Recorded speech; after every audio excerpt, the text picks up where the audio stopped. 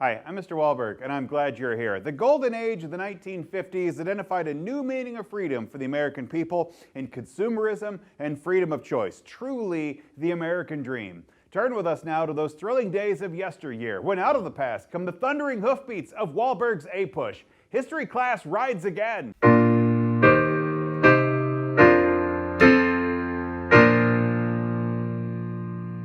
We have 5 objectives today. By the end of this class, you should be able to identify characteristics of 1950s era economic and settlement patterns. You should be able to characterize suburban culture in mid-century America, be able to characterize U.S. religion and philosophical movements of the post-war era. You should be able to explain the appeal of Eisenhower to post-war voters and outline the approach of the Eisenhower administration towards foreign policy.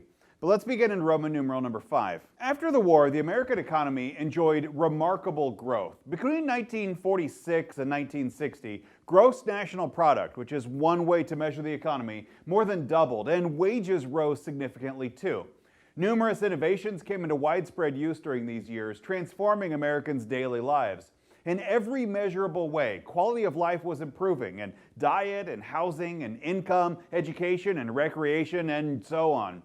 By 1960, around 60% of Americans enjoyed a middle-class standard of living, and the number of families living in poverty had been the lowest since the Depression. Subpoint B. A typical post-war economic drop did not significantly come to the United States after World War II. As has been common so much in history that the years after war are an economic adjustment, that didn't really come to the United States. The Cold War had fueled industrial production and promoted a redistribution of the nation's population and economic resources. They had been militarizing the South and industrializing the Pacific Northwest. Consumer spending drove the rest of the economy. All those years of doing without during the Depression and during wartime rationing meant there was a lot of pent-up demand for U.S. consumers. The main engines of economic growth during the 1950s were residential construction and spending on consumer goods. The dream of home ownership came within the reach of a majority of Americans. The most famous suburban developments were the Levittown developments in New York and Pennsylvania and in New Jersey. These became the prototypical suburban neighborhoods with ranch-style houses and neatly cut lawns and futuristic appliances like TVs and electric stoves. Acres of houses meant that shopping needed to change to accommodate these new styles of neighborhoods, as shopping malls, to which people drove in cars, sprang up to replace the traditional mixed-use city centers that had been crowded with pedestrians.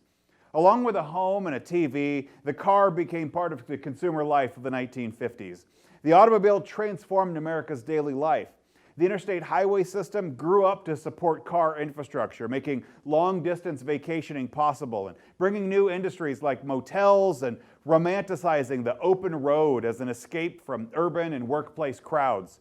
Drive-in movie theaters and drive-in restaurants thrived on the automobile. By 1954, there were 700 McDonald's restaurant stands selling over 4 million hamburgers. The suburbs were racially segregated communities. Levittown only sold to white people and had rules against having house guests that weren't of the Caucasian race. Federal agencies continued to insure mortgages that barred the resale of houses to non-whites, and that had the effect of financing this new housing segregation. Subpoint C. In what's often called white flight, white residents who had been displaced by urban renewal efforts moved to the suburbs, and non-whites had to go find housing in run-down city neighborhoods. 7 million white people left the cities for the suburbs, while 3 million black people moved into the cities. Congress authorized the building of 800,000 units of public housing to provide a decent home for every American family. The act built properties for people with low levels of income, which is a worthy goal, but it also meant that entire neighborhoods were densely packed centers of poverty, which is an unfortunate effect. The projects were mostly built in segregated or de facto segregated neighborhoods, making huge neighborhoods of poor black families trapped in government housing. Urban renewal programs bulldozed poor neighborhoods and city centers that could be valuable real estate for universities and stadiums and shopping centers. While those are good for a city, they also displaced the poor into this government housing. Subpoint D. Between World War II and 1975, more than 30 million Americans moved west of the Mississippi. 1/5 of the growth occurred of the 1950s occurred in California. By 1953, it had passed New York as the most populous state. Western cities were decentralized clusters of single-family homes and businesses united by a web of highways with sprawling cities without really any kind of a downtown. Highways linked clusters of neighborhoods as Western cities dismantled all rail and trolley lines used for increased lanes for new car traffic. Roman numeral number 6. The mid-century life was certainly idealized, but let's talk about the ideal life of the 1950s. And I think we start by saying that it's a television world. By the end of the 1950s, nearly 9 out of 10 homes have televisions. Today, that number is exaggerated anymore, where TVs or TV-like screens, there's more of them in American homes than there are humans. And if a house doesn't have a television today, it's like a deliberate lifestyle choice. But in the 1950s, it certainly felt like this was the wave of the future, as 9 out of 10 homes had a television. And TVs replaced newspaper as the most common source of information for public events. TV watching became the nation's leisure activity of choice, and it changed America's eating habits and provided Americans across the country and of all backgrounds with a common cultural experience. Those things might be noble, but it's also worth remembering that television, or Netflix, is not a hobby. TV avoided controversy, and it projected a bland image of middle-class life. Leave It to Beaver and The Adventures of Ozzie and Harriet showed polite life in the suburbs, and adventure programs, such as they were westerns, and stimulating television, such as it was, consisted entirely of game shows. Television also became the most effective advertising medium ever invented, particularly for toys and children's items during the baby boom. Subpoint B. After 1945, women lost most of the industrial jobs that they had performed during the war, and those that remained in the workforce had mostly low-paying jobs in clerical and sales and the service labor sectors. By the mid-1950s, women were working again, but the nature and aims of women's work had changed. It was more socially acceptable for women to work part-time as a supplemental family income, not as a way to pull a family out of poverty or to find personal fulfillment. Those things weren't as socially acceptable as just women getting spending cash. The family became, in a strange way, a weapon against the communists during the Cold War. Whereas in communist countries, large percentages of women worked and had to, and the American ideal was to have enough wealth for women to get married and have children and to stay at home. It reaffirmed the value of family life. Both men and women married younger, the average of 22 years old for men and 20 years old for women. They divorced less frequently than previous generations and had more children, an average of 3.2 children per family than previous generations. The resulting baby boom continued through the 1960s, and it drove up the U.S. population by 30 million people, a nearly 20% increase in a time of low immigration. This, combined with greater medical care and longer life expectancy, drove up the American population. And with it came record school enrollments, and that also brought record teacher shortages. Children's lives were changing too. Dr. Benjamin Spock, a pediatrician and author of parenting books, recommended advice for families against spanking or against scolding children and holding family meetings to resolve differences. Spock's work would stay in print. It's actually still in print today. You can go get a copy of the revised and modern editions of the same logic that had been guiding families since the baby boom. Subpoint C. The 1950s was also the rise in the business sector of a conglomerate, a very large corporation that includes smaller, unrelated companies. Their attempts to protect businesses from downturns in the economy. People who worked for large companies were well paid and held stable, secure jobs. And in return, the businesses said, for those stable, secure jobs, we want a company man that won't rock the corporate boat. Employees were expected to fit in with corporate culture and to demonstrate belongingness. But some observers wondered whether the 1950s affluence and the either-or mentality of the Cold War was obscuring the extent to which the United States was falling short of its own ideals of freedom. Two works seemed to offer evidence of this phenomenon. The first one was David Reisman's The Lonely Crowd, which was the most influential work of the era. It claimed that the other-directed conformists were lacking the inner resources to really live independent lives. The other book of note was William White's The Organization Man, which criticized the monotony of modern work and the emptiness of suburban life and the pervasiveness of and influence of advertising. Subpoint D. And I think those things prompted a youth rebellion, because the emergence of a popular culture geared to this emerging youth market suggested significant generational tensions were laying beneath the bland surface of 1950s life. Despite the country's economic successes, teenagers seemed to feel alienated from society. J.D. Salinger's 1951 novel, The Catcher in the Rye, deals with the complex issues of innocence, of identity, of belongingness, of loss, and of connection. As its protagonist, a boy named Holden Caulfield, became the icon of teenage rebellion. It regularly ranks as one of the most challenged books in schools for its sexual references, for its blasphemy, for its undermining of family values and moral codes, and encouragement of rebellion and promotion of drinking and smoking and lying. It's that kind of environment that led to the 1955 book Rebel Without a Cause, a movie about an aimlessly rebellious youth alienated from the world of adult respectability. And these pieces of culture are pointing towards the unrest and the dissatisfaction of children living in the 1950s.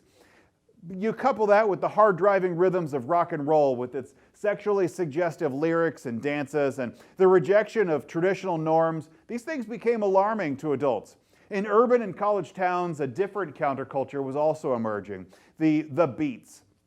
The Beats were a small group of poets and writers who rejected the work ethic. They claimed that American society was not characterized by freedom, but by militarization and the desperate materialism of suburban middle class. The Beat movement celebrated impulsive action and immediate pleasure and sexual experimentation, all of which was heavily influenced by drugs. The novelist Jack Kerouac coined the term beat, a play on beaten down, but also beatified to describe the counterculture, rising to fame as the author of On the Road, the greatest novel of the Beat generation. One of his fellow writers was Allen Ginsberg, the poet, whose poem Howl of 1955 was a protest against materialism and conformism. These two works, On the Road and Howl, are literary masterpieces that I actually don't recommend you read in high school. Read them later when you're an adult, but it's kind of heavy themes for a high school kid, and I read them later. Subpoint E. Americans celebrated religiosity as opposed to the godlessness of communism, and affirmed publicly the nation's faith. The Pledge of Allegiance, which became very, very popular during World War II, added the words "under God" to its litany as an act of public piety. In 1956, the United States adopted the motto, "In God We Trust." Though the phrase had been in use in America since the War of 1812, and it appeared on coins since the Civil War, Eisenhower ordered it to be printed on paper currency also. Catholicism and Protestantism and Judaism were often conflated in the public mind as the Judeo-Christian religion, ignoring the important theological distinctions in the religious tradition, but just established that as the foundations of American history.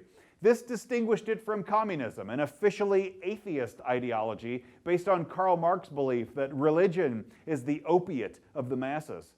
Religious discrimination fell, and particularly anti-Semitism and anti-Catholicism, religions long considered the other in American life, was no longer socially acceptable. Church attendance rates became the highest in American history, and white evangelists like Billy Graham used radio and television to go spread Christianity to millions of people.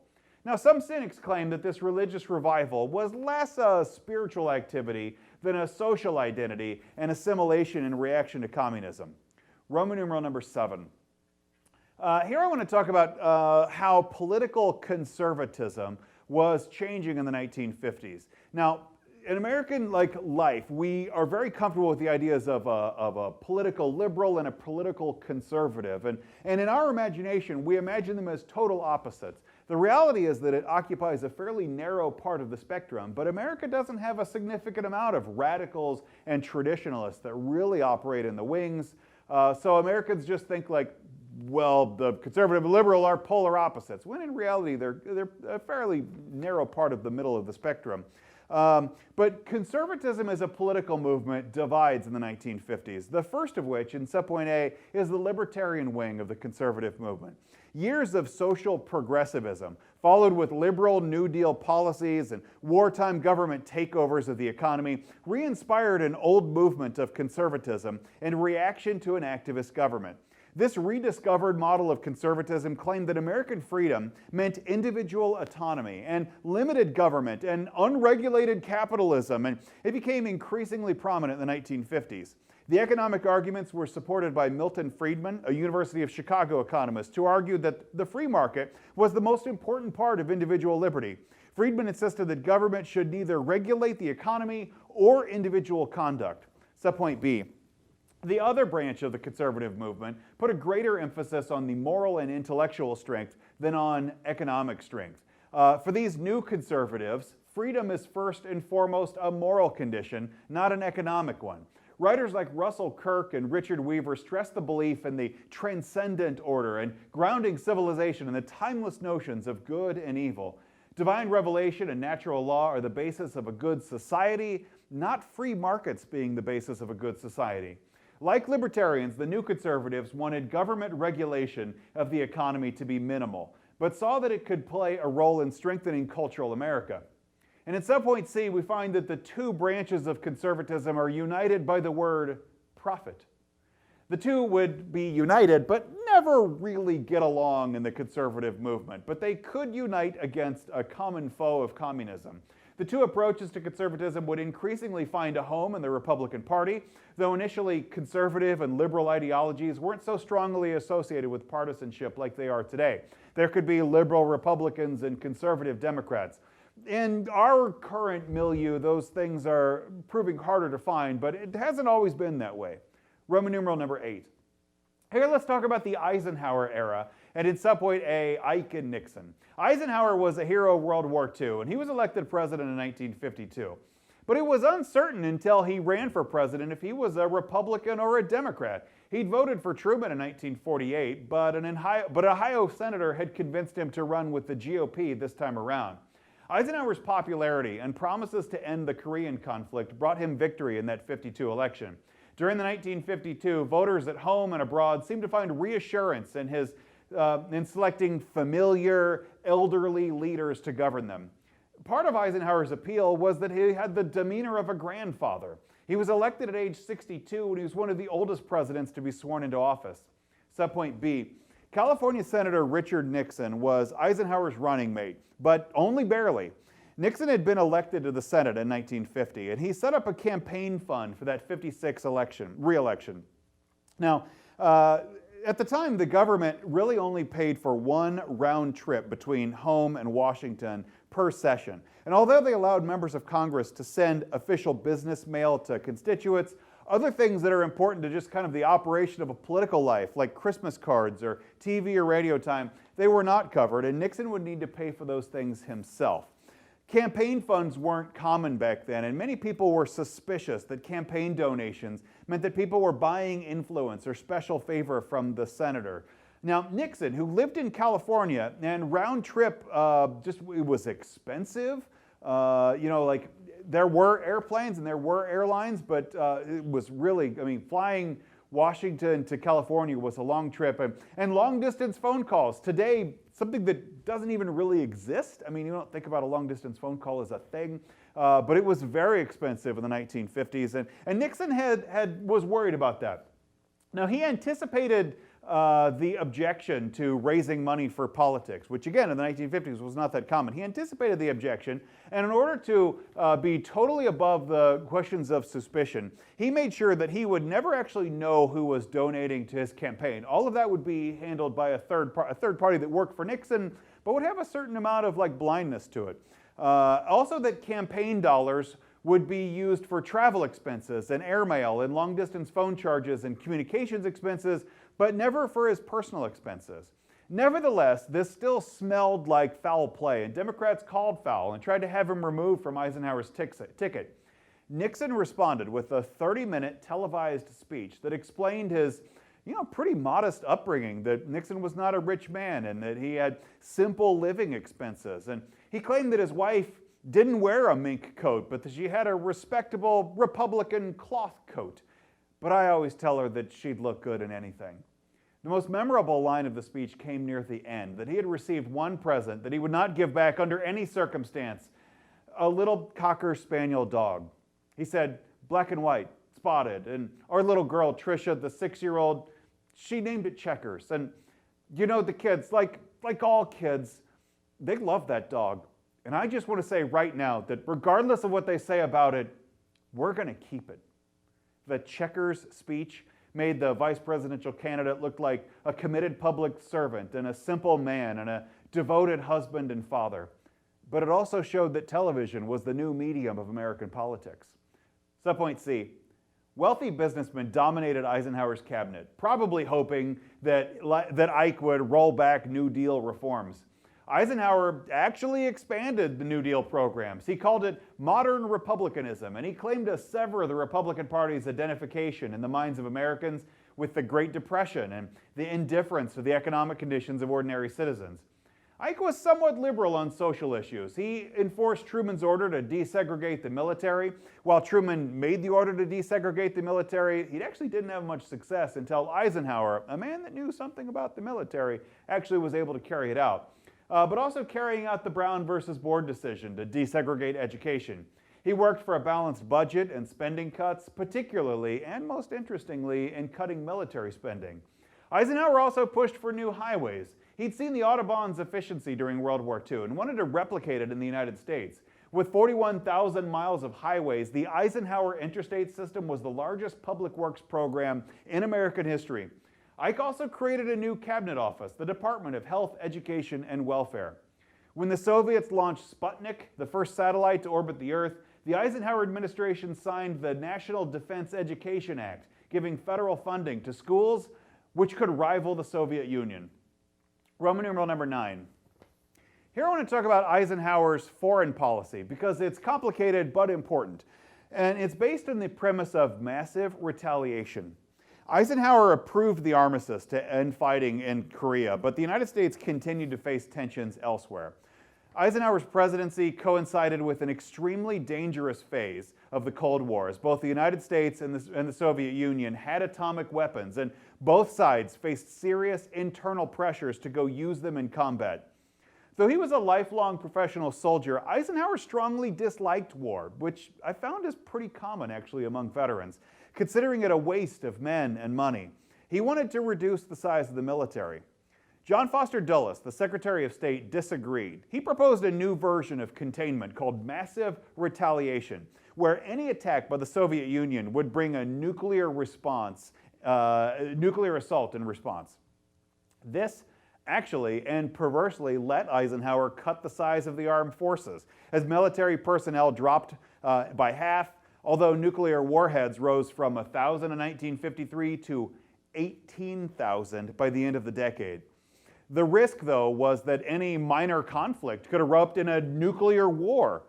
Critics called it a policy of brinkmanship and said it was a dangerous policy to push the limits of safety before stopping.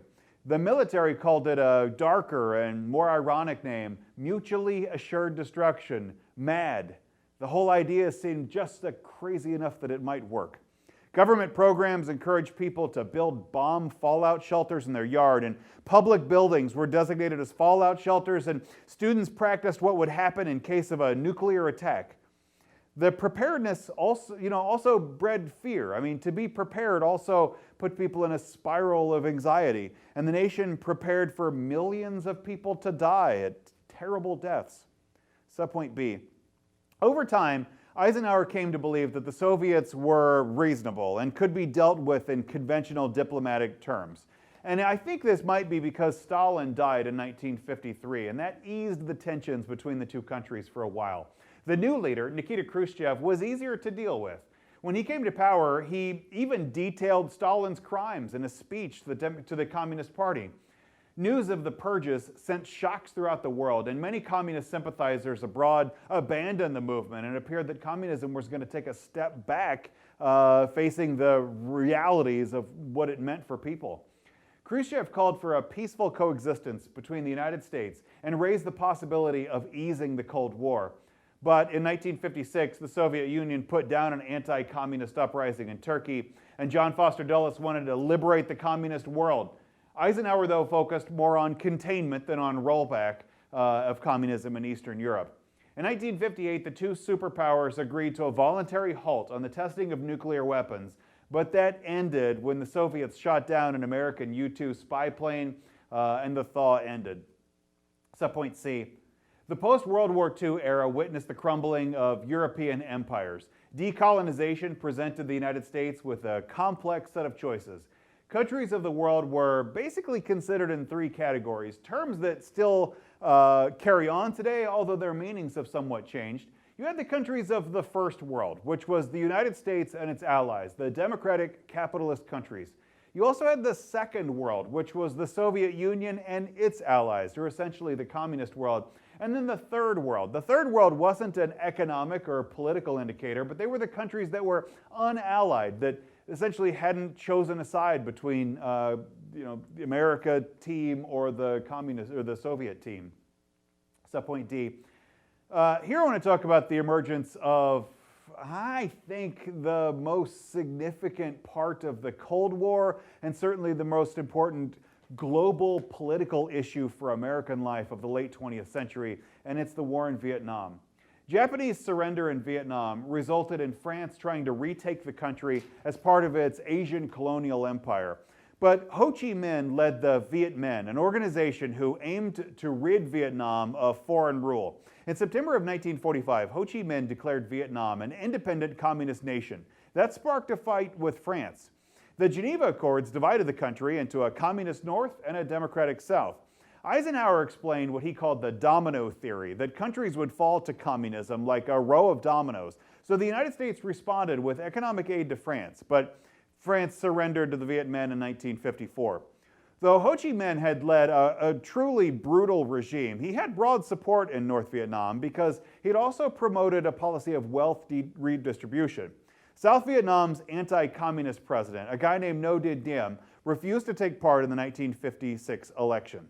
The United States promised military aid to Diem in return for a stable, reform-minded government in the South, but Diem was not a good leader. He was corrupt, and he stifled political opposition. He restricted the free practice of Buddhism throughout the country, and in the South, a communist opposition group called the Viet Cong killed officials of the Diem government in 1957.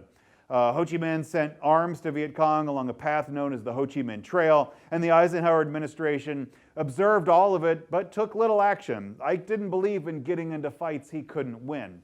The question of the future of communism, of the United States' engagement in stopping its spread or even encouraging its rollback, this is a fascinating story. We're just getting it going, and I can't wait to tell you more about it. Make sure you like and subscribe. God bless you.